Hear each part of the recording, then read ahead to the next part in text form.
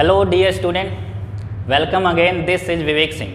Today I am going to share my experience and strategy for CDS exam. In last video I was telling about the NDA, how to crack NDA in first attempt. Today I am going to tell you how to crack CDS exam in first attempt.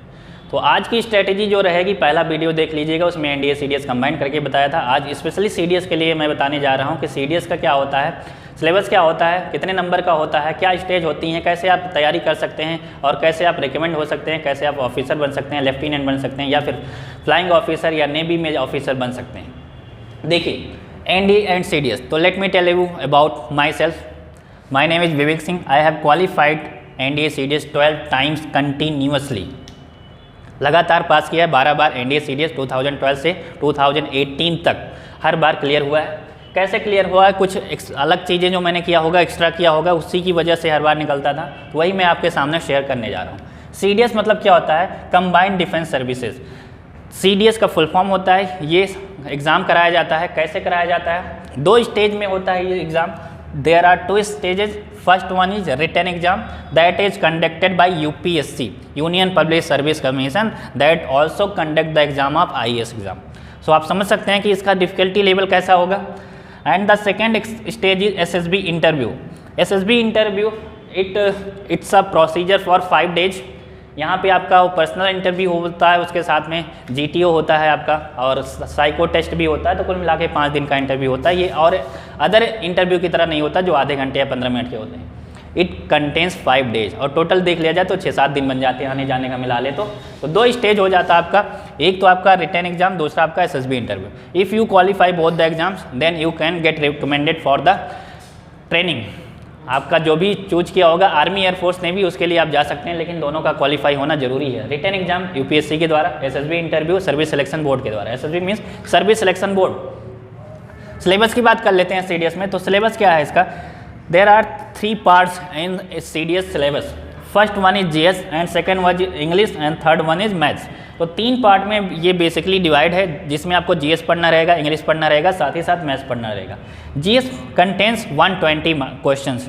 GS के paper में 120 question आते हैं, English contains 120 question, और English के question में, English के भी paper में 120 क्वेश्चन आते हैं। Maths contain 100 question. मैथ्स का जो पेपर होता है ये भी 100 क्वेश्चन आता है। तीनों पेपर 2-2 घंटे के होते हैं। मॉर्निंग से स्टार्ट होता है, नॉर्मली जो होता है वो मैं बता रहा हूँ, इंग्लिश का पेपर होता है, फिर आपका जीएस का होता है, लास्ट में मैथ्स का पेपर होता है। 1-1 घंटे का गैप रहता है।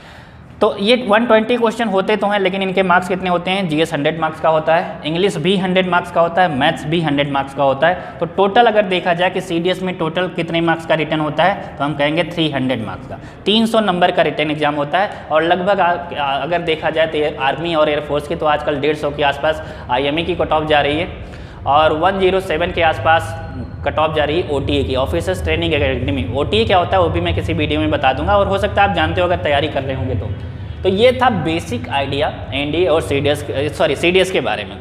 अब ये इस स्टेज से तो आपको गुजरना ही है अगर आपको ऑफिसर बनना है तो। पहली बात ये जानकारी। दूसरा, 2 स्टेज आपको क्वालिफाई करना है, रिटन और एसएसबी इंटरव्यू। रिटन की अलग से तैयारी करना पड़ेगा, एसएसबी इंटरव्यू की अलग से करना पड़ेगा। दे आर सेपरेट, इनका कंबाइंड नहीं है। हाँ, रिटन की तैयारी करते करते कुछ अच्छी हैबिट्स अगर आप बना लेते हैं और वो आपकी पर्सनैलिटी में इनकलकेट हो जाती हैं, तो आगे चल के एसएसबी इंटरव्यू थोड़ा सा आपके लिए आसान हो जाता है, ईजी हो जाता है। तो माइंड मेकअप अगर आपका यहीं से है तो एसएसबी में ज़्यादा प्रॉब्लम नहीं आती है। तो एकदम सेपरेट नहीं कर सकते हैं।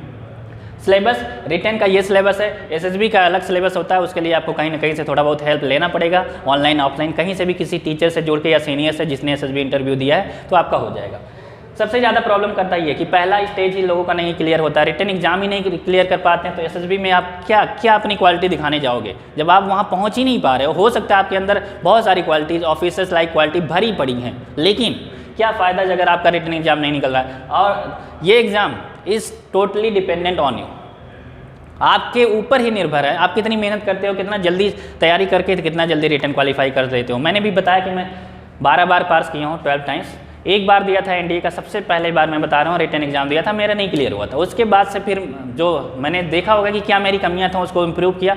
उसके बाद से जब से दिया लगातार एनडीए सीरीज निकलता गया, कभी भी बीच में ब्रेक नहीं हुआ, हर बार एसएसबी देने की जाता था। बट अनफॉर्चुनेटली एसएसबी इंटरव्यू की उतनी अच्छी प्रिपरेशन ना कर पाया, या फिर कहो मेरी कुछ लापरवाही रही होगी, इंटरेस्ट कम हो गया, कुछ भी रहा होगा। Unfortunately I was not recommended in SSB interview, तो वहाँ पर रहेगा। But I am working in other civil services examination. On behalf of this preparation I have qualified other exams. I have qualified more than 24 exams and have been selected more than 7 final selected. Final selection हुआ है जिसमें मैं तीसरी job कर रहा हूँ और 2-3 अभी पेंडिंग में है। तो ये अलग से उसके लिए मैंने तैयारी नहीं किया था, ये इसी की देन है, एनडीए और सीडीएस।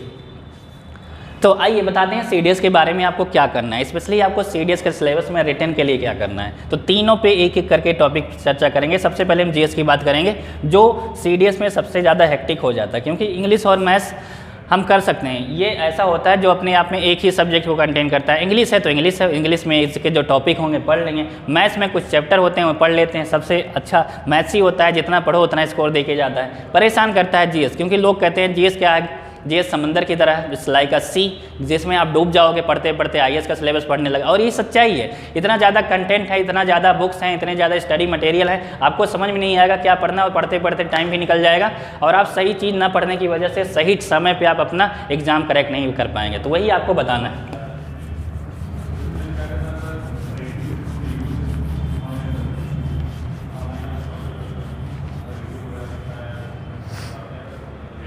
देखिए सीडीएस के लिए आपको क्या करना है, सबसे पहले जीके के बारे में बात करते हैं। जीएस जनरल स्टडीज,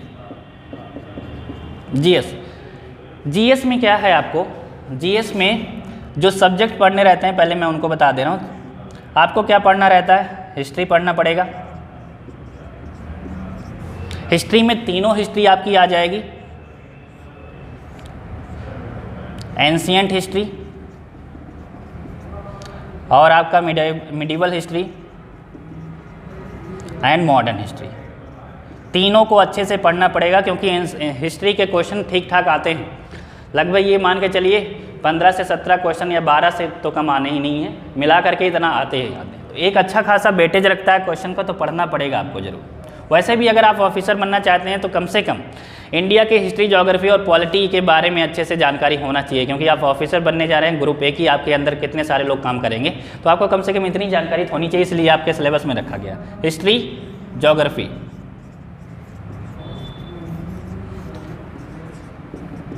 मैं साइंस स्ट्रीम से पढ़ा हूँ, तो ज्योग्राफी पहले मुझे बिल्कुल नहीं आती थी, लेकिन पढ़ने के बाद ये मेरा फेवरेट टॉपिक बन गया। आपको भी मज़ा आएगा, लेकिन शुरुआत में बोरिंग लग सकता है। कैसे पढ़ना अभी मैं बताऊँगा ज्योग्राफी को। हिस्ट्री, ज्योग्राफी, पॉलिटी, इसके भी बहुत सारे क्वेश्चन आते हैं पॉलिटी के, इसको भी आपका पढ़ना ज़रूरी है। हिस्ट्री, ज्योग्राफी, पॉलिटी 3 सब्जेक्ट हो गए। चौथा आपका हो गया इकोनॉमिक्स, अर्थव्यवस्था या अर्थशास्त्र। इसके अलावा आपको क्या पढ़ना है, साइंस पढ़ना है।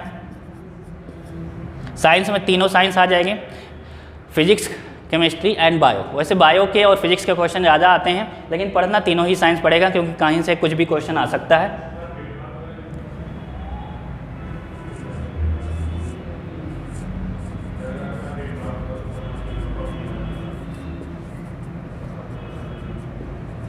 इसके अलावा आपको करंट अफेयर पढ़ना।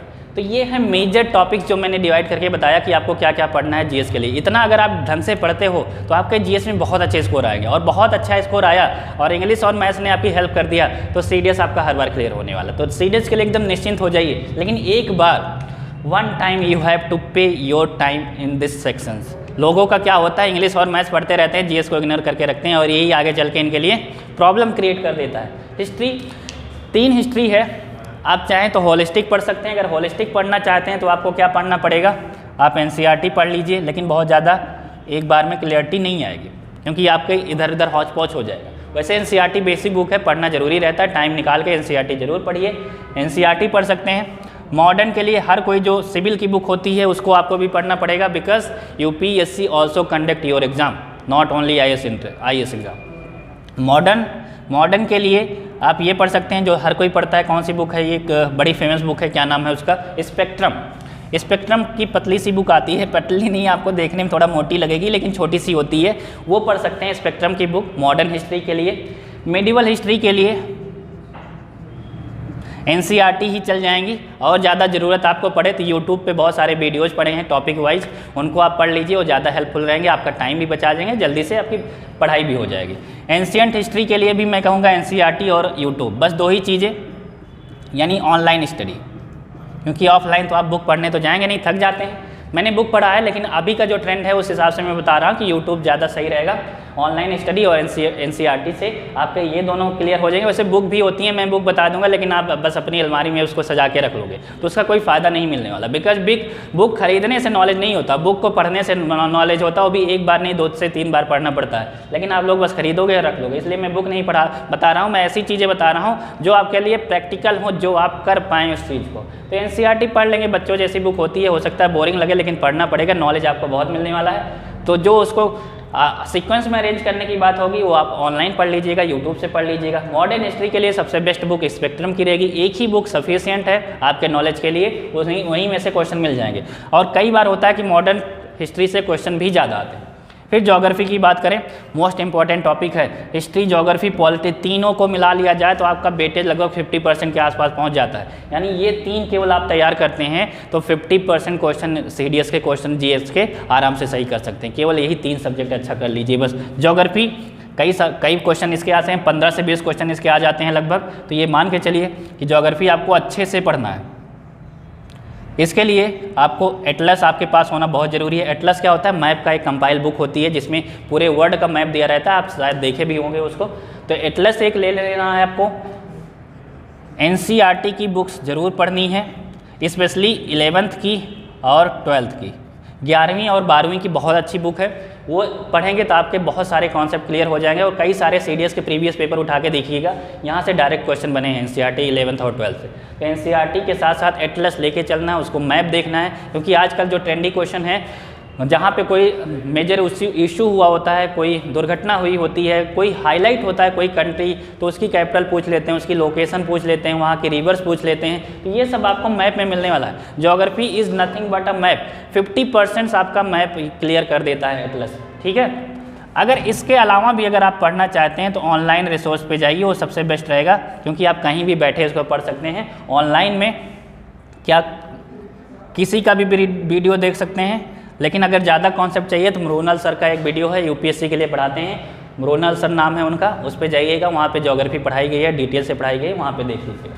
पॉलिटी, इसके लिए बस एक ही बुक जो हर कोई पढ़ता है, आपको भी वही पढ़ना है, क्योंकि क्वेश्चन यहीं से मिल जाएंगे।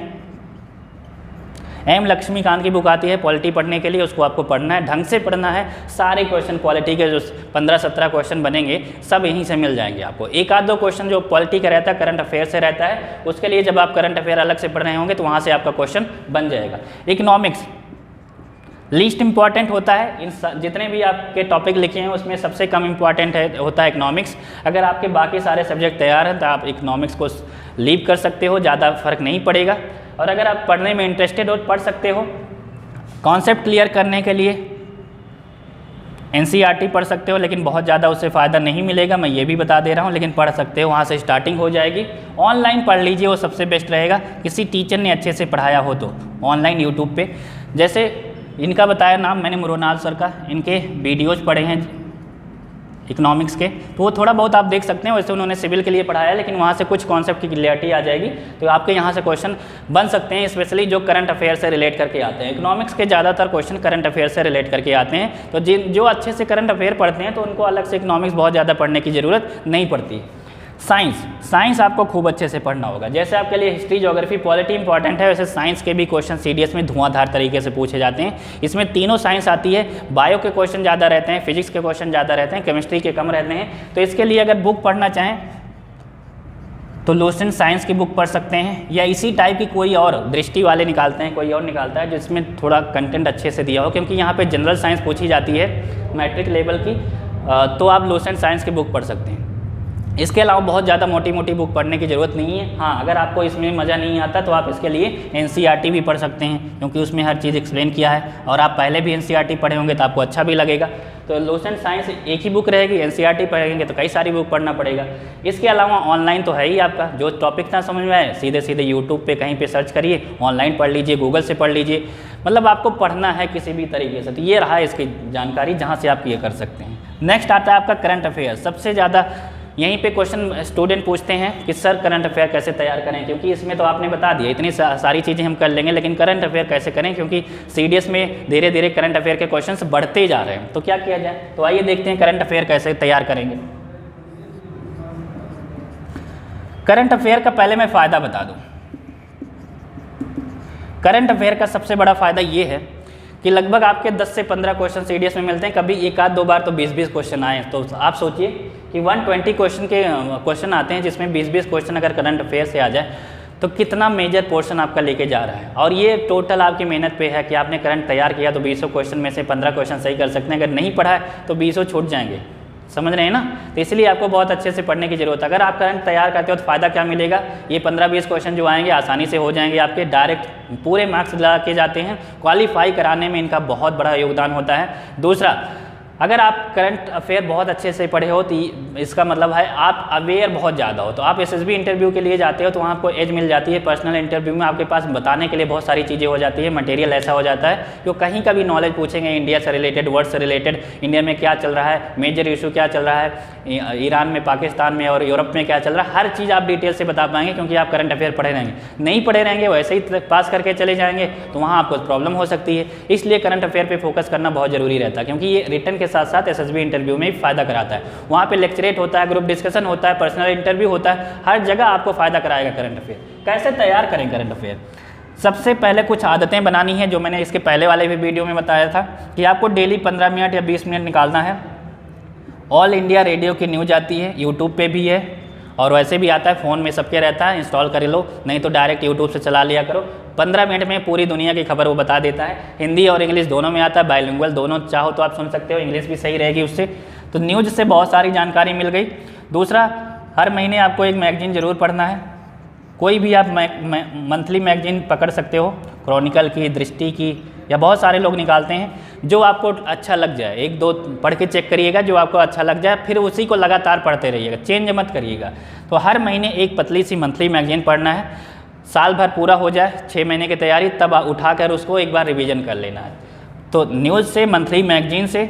और आप CDS की तैयारी करते हो तो ग्रेजुएट स्टूडेंट हो, तो अब आप ये नहीं कह सकते हो कि मुझे मज़ा नहीं आता पढ़ने में, बिकॉज आपको पढ़ना ही पड़ेगा। NDA के स्टूडेंट नहीं हो तो आपको इसके साथ क्या पढ़ना है, न्यूज़पेपर, जो कि बहुत सारे लोग नहीं पढ़ते हैं तो उसका लॉस भी होता है। न्यूज़पेपर आपको 5 घंटे नहीं पढ़ना है, आधे घंटे, मैक्सिमम 1 घंटे। आधे 1 घंटे में अपने काम की चीज़ें पढ़ लीजिए, 20-25 पेज होता है, जो ज़रूरी हो पढ़िए, बाकी छोड़ दीजिए। नेशनल, इंटरनेशनल, फ्रंट पेज, बस इतना, एडिटोरियल, इसके अलावा बाकी बकवास पढ़ने की ज़रूरत नहीं। तो आधे घंटे इसको देना है, हाफ एन आवर, यानी मिनट में लिख देता हूँ, लगभग 45 मिनट डेली ये चाहिए, 15 मिनट ये चाहिए, 15 मिनट ये, 1 घंटे ये आदत आपकी होनी चाहिए। मंथली मैगजीन तो महीने में एक बार पढ़ना रहेगा, तो इसके लिए टाइम नहीं लिख रहा हूँ। यानी डेली आप 1 घंटे करंट अफेयर को देते हैं तो बहुत स्ट्रांग रहेंगे, कॉन्सेप्चुअली आप इतने स्ट्रांग रहेंगे, और इसका बेनिफिट आपको इसमें मिल जाएगा, क्योंकि आजकल के जो ट्रेंडी क्वेश्चन बन रहे हैं वो हिस्ट्री, ज्योग्राफी, पॉलिटी को करंट अफेयर से रिलेट करके पूछ ले रहे हैं। तो जब आप इसको नहीं पढ़े रहे हुए तो इसके क्वेश्चन सही नहीं कर पाओगे। तो ये थी बेसिक जानकारी जो आपको सिलेबस के अकॉर्डिंग मिल जाएगी, और अगर आप इतना करते हो तो मैं कह रहा हूँ कि लगातार आपके हर बार एग्जाम क्वालिफाई होने की पूरी उम्मीद है। लेकिन ईमानदारी से पढ़िएगा, तब केवल बुक खरीद लेने से, रिसोर्स और स्टडी मटेरियल इकट्ठा कर लेने से नॉलेज नहीं होता है। उसको पढ़ना पड़ेगा, रिवीजन करना पड़ेगा, मल्टीपल रिवीजन करना पड़ेगा, एक बार में रिवीजन नहीं होता, ठीक है, कई बार उसको ढंग से पढ़ेंगे। एक बार पढ़ने में ओवरव्यू मिलता है, जैसे आपने आज इसका ओवरव्यू लिया, अब इसको अप्लाई करना पड़ेगा आपको। इस तरीके से कर लेंगे, CDS आपका क्लियर हो जाएगा आसानी से। चलिए मिलते हैं फिर नेक्स्ट वीडियो में। तो हंसते रहिए, मुस्कुराते रहिए और खूब मन लगा के पढ़ाई करते रहिए, और जल्दी से जल्दी पहले अटेम्प्ट में CDS क्लियर करके दिखाइए, ठीक है। All the best, thank you.